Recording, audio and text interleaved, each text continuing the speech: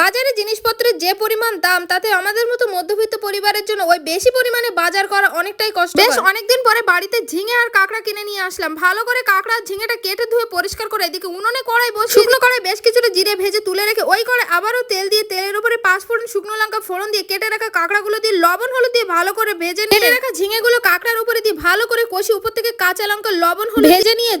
ঝোল ফুটে উঠলে উপর থেকে ভাজা জিরে গুঁড়ো করে দিয়ে নামিয়ে নিয়ে দুপুরের গরমে দিয়ে কাঁকড়ার তরকারি দারুণ স্বাদ। বাজারে জিনিসপত্রের যে পরিমাণ দাম তাতে আমাদের মতো মধ্যবিত্ত পরিবারের জন্য ওই বেশি পরিমাণে বাজার করা অনেকটাই কষ্ট। বেশ অনেকদিন পরে বাড়িতে ঝিঙে আর কাঁকড়া কিনে নিয়ে আসলাম। ভালো করে কাঁকড়া ঝিঙেটা কেটে ধুয়ে পরিষ্কার করে এদিকে উনুনে কড়াই বসিয়ে শুকনো কড়াই বেশ কিছুটা জিরে ভেজে তুলে রেখে ওই কড়াই আবারও তেল দিয়ে তেলের উপরে পাঁচফোড়ন শুকনো লঙ্কা ফোড়ন দিয়ে কেটে রাখা কাঁকড়াগুলো দিয়ে লবণ হলুদ দিয়ে ভালো করে ভেজে নিয়ে কেটে রাখা ঝিঙেগুলো কাঁকড়ার উপরে দিয়ে ভালো করে কষি উপর থেকে কাঁচা লঙ্কা লবণ হলুদ ভেজে নিয়ে